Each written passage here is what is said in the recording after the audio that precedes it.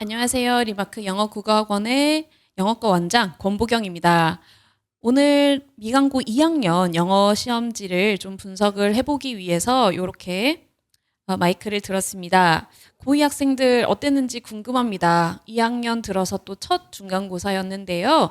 지금 현재 시험 기간 중이죠. 남은 시험 잘 치르시길 바라고 오늘 제가 말씀드릴 거는 이제 총평이랑 그 다음에 뭐 어떤 이번 시험에서의 두드러지는 경향성, 그 다음에 또 기말고사를 위해서 리마크는 어떠한 준비를 해주고 있는지 그런 것들을 좀 말씀드리겠습니다. 자, 총평을 먼저 말씀드리기 전에 어떻게 출제가 되었는지 그 비중과 영역을 먼저 말씀드리면요. 교과서 1, 2과에서 출제가 24문제 중에서 9문제가 출제되었고요. 나머지 15문제는 25년 3월 고2 모의고사에서 출제가 되었습니다.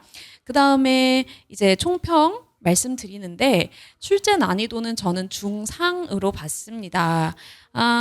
전체 문항수에서 이제 24개 중에서 논수령이 5문항입니다. 그런데 이제 배점은 원래는 30점이었던 것이 이번에는 25점으로 줄었습니다. 다만 비중이 줄었다고 할지언정 영작이 좀 까다로웠다거나 문제가 고난도 유형이고 또 새로운 유형이 등장했기 때문에 학생들이 여기에서 좀 고전을 면치 못했을 거라고 생각합니다. 그리고 또 그러다 보니 시간 압박도 좀 중요한 요소였을 겁니다. 시간 안배를 얼마나 잘 하냐가 중요한 전략이 되는데요. 자, 제가 말씀드리고 싶은 건 교과서 1, 2과 비교적 좀 쉬운 지문이죠. 거기에서 일단 빠르게 문제를 푸시고 모의고사 중에서도 좀 쉽게 나왔던 그런 문제. 예컨대 우리가 조금 우려했던 모의고사 34번 지문, 역사 지문 있죠. 미래가 과거를 결정한다. 그거 지금 굉장히 이해하는데 어려웠다라고 하는 학생들 있었을 겁니다. 하지만 시험지를 보시면요. 막상 선택지는 우리가 우려했던 거에 비해서는 그렇게 어렵게 내지 않았어요. 그런 거에서 쫄지 않고 차분히 문제를 잘 풀어서 시간 세이브를 한 다음에 거기에서 세이브한 시간을 영작, 그 다음에 논수령 시험, 그 다음에 또 까다로운 그런 객관식 문제의 안배를 잘 하는 것이 좋은 전략이 될 수 있었을 겁니다. 자, 그러면 이번 시험에서 두드러지는 몇 가지 경향성을 좀 말씀드릴게요. 첫 번째는 고정적으로 출제되던 문제 유형 하나가 사라졌습니다. 자, 미강고는요, 모의고사를 잘 준비했으면 좋겠어 라는 의미로 모의고사 비중이 높은데요. 19번. 모의고사 19번이 이제 항상 심경 문제를 묻고 있거든요. 그 심경 문제를 보통 고정적으로 한 문제씩 냈었는데 이번에는 그 문제 유형이 사라졌습니다. 그 다음에 두 번째 가볼게요. 두 번째는 새로 등장한 신유형이 등장합니다. 자, 대표적으로 1번 논수령 1번인데요. 신유형입니다. 자, 굉장히 긴 지문이 있어요. 그거를 일단 제시를 한 다음에 거기에 어떠한 밑줄 그런 거 쳐놓지 않았습니다. 그냥 지문의 모든 단어, 모든 문장을 꼼꼼하게 읽고 거기에서 어법적으로 틀린 걸 찾아낸 다음에 그거에서 또 바르게 고치는 것까지가 문제가 되겠습니다. 그러니까 학생들이 이거 막 시간이 막 별로 없는 상황에서 이걸 막 이렇게 하나하나 읽으려고 하다 보니 그게 눈에 제대로 들어오지 않았을 수도 있어요. 자, 답의 열쇠는요. 첫 번째 수일치, 두 번째 오형식 문형이었습니다. 자, 요거는 모의고사든 어법 내신에 굉장히 자주 나오는 그런 유형이 되겠지만 그 문법 개념이 숙지가 안 돼 있거나 머리에 있어도 긴장을 많이 한 경우에는 그게 크게 두드러지게 눈에 띄지 않을 수 있었습니다. 어쨌든 새로운 유형이기 때문에 그거에서도 심리적인 압박감을 느낀 학생들이 분명히 있을 거예요. 자, 그래서 그게 한 가지 뭐 일종의 고난도 문제로 작용했을 수도 있고요. 두 번째 고난도 유형 논수령 2번 문제입니다. 요거 완전 어려웠을 거예요. 물론 다 맞춘 학생들 있습니다. 그런데 일단 여기에서 중요한 건 뭐냐면 여기 산발적으로 있는 요 어휘들을 어떻게 적재적소에 잘 배치하냐. 그게 첫 번째 관건인데 두 번째 관건이 더 환장하는 거죠. 요 어휘들의 품사를 또 바꿔야 되는 겁니다. 그래서 제가 막 직보 자료에도 그렇게 연습을 해보라고 하고 뭐 여러 가지 다양한 문제들을 내주기도 했는데요. 보시면 1학년 때와는 비교도 되지 않게 요약문마저도 굉장히 깁니다. 거기를 잘 읽은 다음에 어디에 어떤 걸 넣어야 될지를 이렇게 산발적으로 흩어져 있는 요 어휘들을 조합해서 잘 넣는 것이 일단 굉장히 풀어내는데 쉽지 않은 그런 요소였을 겁니다. 자, 그 다음에 세 번째 지금 말씀드리는 두드러지는 경향성은요. 여러 문제들에서 지문이 변형되었습니다. 자, 예컨대 4번, 9번 유형 같은 경우에는요. 어휘가 변형되었거나 약간의 구문 같은 것이 변형이 됐고요. 14번에는 완전히 새로운 문장을 추가함으로써 또 새롭게 어휘를 지금 잘 본인이 선택해야 되는 그런 문제였는데요. 한번 보실게요. 1번 선택지에 minor 이런 거는 지금 여기 본문에는 등장하지 않았었습니다. secondary라는 부차적인이라는 단어가 주된이 아닌 주요하지 않은이라는 minor이랑 어휘가 좀 의미적으로 비슷한가? 그 다음에 B에 들어갈 게 원래 본문에는 significant라는 유의미한 중요한 이런 단어였는데 그것이 fundamental이라는 유의어로 변형이 된 겁니다. 자, 요 마지막 문장 역시 문장이 변형이 됐어요. 그 다음에 거기에 들어갈 어휘마저도 변형이 됐다라는 것은 뭐냐? 어떤 의미를 가지냐면 고2 빈출되는 모의고사 어휘. 사실 1학년 수준입니다. 그 어휘를 잘 알고 있냐? 그것이 사실 1번, 5번 헷갈렸을 건데요. 자, 그 1번 어휘 잘 알고 있느냐가 여기에 이 답을 고르는 분기점이 되었을 겁니다. 자, 그 다음에 14번 가볼게요. 요거는 핵심 어휘와 본문 내용을 잘 숙지하고 있는지 그거 두 개를 통합적으로 보는 문항입니다. 맨 마지막 밑줄 앞에까지가 지문의 본문에 있었던 거예요. 자, 그런데 학교 선생님이 거기에 조금 더 문항을 추가하셔서 문제를 만드신 거죠. 그래서 4번을 보시면 요 4번에서 suffers from imbalance 이런 것들을 잘 해석할 수 있느냐. 그리고 요 4번이 문항과 지금 문제와 일관된 내용을 갖고 있느냐 그것들을 지금 확인하기 위한 문제였다고 보실 수 있겠습니다. 자, 그 다음에 여기에서도 6번 한번 또 보실게요. 6번은 제가 여기에서 추가로 말씀드리는 이유가 뭐냐면 6번은 일종의 함정이 있었다고 볼 수 있겠습니다. 자, 요거 자체는 그렇게 어렵지는 않았는데요. 학생들이 실수를 할 수 있는 부분은 뭐냐면 요 obviously로 시작하는 요 한 토막을 교과서에서 발췌를 해서 넣었는데 요게 그냥 제일 처음부터 시작되는 내용이 아니에요. 요 앞에 내용들이 시간적으로 미리 하나 있었던 요 내용에 이어서 어떤 지금 이 내용이 등장하는데 학생들은 저 교과서 다 어떻게 되는지 기억하고 있는데 이거 왜 틀렸을까요? 한번 찬찬히 보십시오. 요 앞에 내용을 묻고 있는 게 내용 일치하지 않는 거에 정답이 되는 겁니다. 자, 다시 말해서 내용상 완전히 틀린 게 아니고 시간 순서로 봤을 때 요 지문에 나와 있지 않는 걸 묻는 거예요. 그게 일종의 함정이라고 볼 수 있는 겁니다. 자, 그 다음에 10번 문제 한번 보겠습니다. 자, 25년 3월 모의고사에서 여기에서는 이제 어휘를 이번에도 잘 알고 있는가? 그것도 하나의 이제 미강고는 대표적으로 유의어, 반의어 굉장히 중요하게 강조하는 거죠. 거기에다가 이제 고2 빈출 모의고사 어휘 같은 것들을 잘 숙지하고 구문을 잘 이해하고 있는가? 그것들을 지금 강조하고 있는 그 일환인데요. A 보시면 prioritize 우선시하다. 그 다음에 combination 요게 지금 제가 직보 자료에서 줬던 거 거기에서 그대로 나왔다라는 점.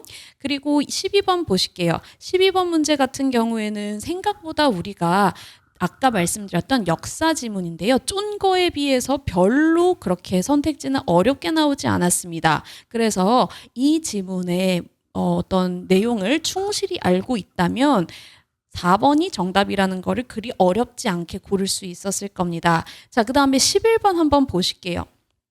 11번은 4번이 정답인데요. suppress라는 요 단어가 어떤 뜻인지를 알았다면 4번도 비교적 수월하게 선택지 정답을 고를 수 있었을 텐데 여기에서 지금 요 스트레스가 해마랑 코르티솔이랑 어떤 관계가 있는지 요 지문을 이해하는데 어려움을 겪은 학생들이 분명히 있을 겁니다. 특히나 뭐 생명이라든지 과학이라든지 그런 것과 관련된 지문에서는 조금 혼란스러워하는 학생들이 있을 수 있는데요. 그런 학생들이 내용을 잘 이해하고 있는가를 확인하기 위한 출제 의도였다고 볼 수 있겠습니다. 그래서 이 지문에 대한 충실한 이해와 선택지의 곳곳에 숨어 있는 곳곳에 나와 있는 그런 구문이라든지 어휘를 잘 알고 있다면 비교적 선택을 잘 할 수 있었을 겁니다. 그래서 제가 이제 수업 시간에 저는 이렇게 좀 학생들이 특히나 어려워하거나 헷갈려하는 것들은 아주 찬찬히 수업 필기를 다 수업 시간에 다 하고요. 본인이 이해될 때까지 꼼꼼하게 또 한번 이해시키고 또 한번 보고 오라고 하고 그렇게 얘기를 하고 있습니다. 자, 그러면 논술형 뭐 3번 또 한번 보실게요. 이거는 그래도 학생들이 좀 외워서 쓸 수 있는 거 주는 거야 라는 일종의 문제였는데요. 요거는 교과서 2과에 문장 그대로 영작을 하시오 라고 하는데 저희 학원에서는 그 밑에 자료를 보시면 학생들이 처음에 이제 수업 시간에 같이 풀 때 그냥 그대로 빈칸만 주면 학생들이 손도 못 대는 경우들이 많아요. 그걸 대비하기 위해서 앞 글자는 줍니다. 일종의 뭐 약간의 조건이라고 볼 수 있겠죠. 그걸 이렇게 주게 되면 학생들이 비교적 그렇게 쉽게 좀 해결해 나갈 수 있는 그런 방식의 수업이 되겠습니다. 자, 그 다음에 논술형 4번 한번 볼게요. 논술형 4번 같은 경우에는 학교의 학습지에서 선생님이 그렇게 딱 적어주셨습니다. 그게 어떤 방향이냐? 지배 집단이 아니라 종속 집단에서 지배 집단으로 가는 그 방향성이에요. 기존의 그 지문 앞에 부분은 다 지배 집단에서 종속 집단으로 가는 건데 요 단어는 좀 반대 방향이었다라고 해서 학습지에 분명히 적혀 있었고요. 그걸 제가 밑에 캡처된 거 보시면은 제가 수업 시간에 그렇게 한 번 더 적어줬습니다. 그래서 요거를 찬찬히 잘 기억하고 봤던 학생들은 비교적 어렵지 않게 풀었을 수 있습니다. 자, 마지막 논술형 5번 문제 보겠습니다. 자, 요런 문제 유형이 굉장히 이제 학생들이 또 어려워할 수 있는 그런 문제라고 볼 수 있겠는데요. 자, 여기에서는 이제 굉장히 복합적인 다차원적인 그런 능력이 요구가 됩니다. 첫 번째, 이 지문을 다 이해하고 있는가? 두 번째, 요약을 얼마나 본인의 언어로 풀어낼 수 있는가? 그 다음에 세 번째, 그 영작을 하는 데 있어서 주어진 조건에 맞게 여기선 심지어 추가라고 했어요. 단어를. 그것까지 더해지는데 영작을 문법 개념을 활용해서 잘 풀어내는가. 굉장히 다양한 요소들이 복합적으로 지금 반영된 문제 유형이라고 볼 수 있겠죠. 그래서 제가 아까 말씀드렸듯이 지문을 이제 달달 외우는 것은 그렇게 유효하지 않아질 수 있습니다. 공부법으로서요. 여기에서 보시면 오형식 문형에 대한 이해가 반드시 있어야지만 영작을 할 수 있었는데요. 크게 보시면 이제 사역동사 오형식 하나랑 그 다음에 allow라는 그 오형식 문형에 투부정사가 목적격 보호에 들어갈 수 있냐 없냐 그거를 지금 가를 수 있었습니다. 그걸로 이제 가를 수 있었고요. 게다가 allowing이라고 됐었죠. 분사구문까지 더해졌습니다. 그러니까 문법 개념만 하더라도 세 가지를 적어도 알고 있어야 되는 상황이었는데 그나마 좀 저희 학생들은 그래도 좀 접근 가능했던 게 제가 직보자료에 allowing 어쩌고 투부정사 그거 요렇게 마지막에 한번 복합 빈칸 문제 보세요라고 했는데 마침 그렇게 좀 나와서 본인이 접근할 수 있는데 약간의 수월성을 더해줬다고 볼 수 있겠습니다. 자, 그래서 제가 여기까지 이제 그 문제들을 분석한 걸 말씀드렸고요. 그렇다면 기말고사 때 어떻게 하면 고득점을 맞을 수 있을까요? 라는 문제가 있겠죠. 그런 경우엔 저는 이렇게 말씀드리고 싶어요. 갑자기 갑자기 모든 걸 다 잘해낼 수는 없겠죠. 왜냐? 평소에 얼만큼 열심히 하냐가 굉장히 여기선 중요한 겁니다. 평소에 열심히 해야 된다라는 거는 아주 상투적으로 들릴 수는 있겠지만 고등은 큰 나무를 키우는 것과 같다고 생각하셔야 되기 때문에 그냥 단순히 일주일 정도 물 줬다고 그냥 좋은 결과가 나오는 게 절대 아니라는 거 1학년 때 경험해봐서 아실 겁니다. 자, 내신이 끝났다고 해서 풀어지시면 안 돼요. 저희가 곧 6월 3일에 모의고사를 또 봅니다. 자, 요 모의고사에서 나오는 지문까지도 시험 범위에 포함이 될 거고요. 그 다음에 작년 모의고사도 범위에 포함된다라는 게 이미 나왔기 때문에 본인이 그거에 대해서 미리 범위가 나왔다면 어느 정도 숙지를 하려는 노력이 필요하겠죠. 그런데 저희가 해줄 수 있는 3주 남짓의 브릿지 기간이라고 저는 부릅니다. 중간고사와 기말고사 내신 대비 시작하기 전 약 3주 동안 무엇을 해야 되냐? 자, 우선은 모의고사에 빈출되는 단어 그리고 뭐 수능 모의고사 그런 거에 나오는 어휘를 최대한 본인이 많이 알려고 노력을 해야 돼요. 그래서 본인이 어떤 것들이 좀 부족했는지 어휘를 금방금방 떠오를 수 있게 계속 훈련이 필요하고요. 절대 풀어지셔서는 안 됩니다. 자, 그 다음에 두 번째로는 일단 본인이 또 어떤 어법, 문법 개념을 헷갈려 하는지를 잘 알아야 됩니다. 그래서 저는 내신 브릿지 기간에 강조하는 게 제가 이제 문법이 많이 나오는 고등 내신에 많이 나오는 12개의 개념을 빈출 개념을 자체 교재를 써서 학생들한테 가르칩니다. 그러면 본인이 어떤 것들이 헷갈렸는지를 확인할 수 있겠고요. 요게 지금 객관식에선 이제 어법 문제가 별로 나오지 않을 수 있는데 영작 논수령에서 요 어법 실력이 발휘가 되는 거죠. 그래서 꾸준한 영작이나 문법 그런 문제를 계속 훈련을 해야지만 논수령 문제를 잘 풀어나갈 수 있을 겁니다. 그래서 요 정도 말씀을 드리고요. 마지막으로는 이제 리마크 영어 국어학원에 대해서 대략적으로 말씀을 드리면 2학년 같은 경우에는 미강고 월금반과 화목반 둘 다 7시부터 10시까지 수업이 있습니다. 오시게 되면 3시간 동안 학원에 보통 있게 되는데요. 2시간은 판서식 수업 제가 진행을 하고요. 1시간은 단어 시험과 보통 저희는 이제 복습 테스트를 봅니다. 특히 지난 시간에 문법 했던 것들 그런 것들을 지금 제가 다시 한번 복습을 시키기 위해서 미니 테스트를 보고 있고요. 물론 제시 있습니다. 그래서 그래도 그렇게 계속 반복을 하면 학생들이 부족했던 것들이 좀 빠르게 채워지기 때문에 지속적으로 문법 테스트는 계속 보고 있고요. 때에 따라서 뭐 영작이라든지 독해, 미니 테스트 병행하게 됩니다.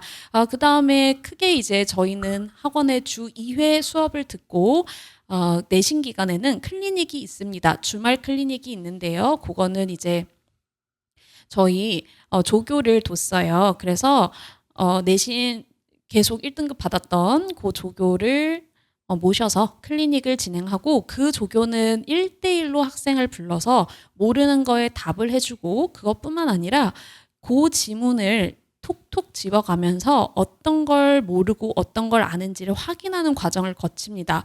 이 문장 해석해봐. 이 지문은 어떤 의미야? 어떤 내용이야? 이런 것들을 본인이 계속 얘기를 할 수 있게 하면서 어떤 것들이 부족하고 어떤 것들이 숙지가 잘 안 되어 있는지를 확인하고 보완해주는 과정을 거치게 됩니다. 그래서 총 내신 기간에는 3번 정도 등원을 한다고 보시면 되겠습니다. 자, 오늘 분석은 여기까지 하고요. 더 자세한 것은 리마크 영어 국어학원 네이버 블로그를 확인하시면 저희가 블로그 열심히 지금 운영 중이니까 거기에서 많은 정보 확인하실 수 있겠고요. 문의 전화 여기 밑으로 보시고 전화 주시면 되겠습니다. 감사합니다.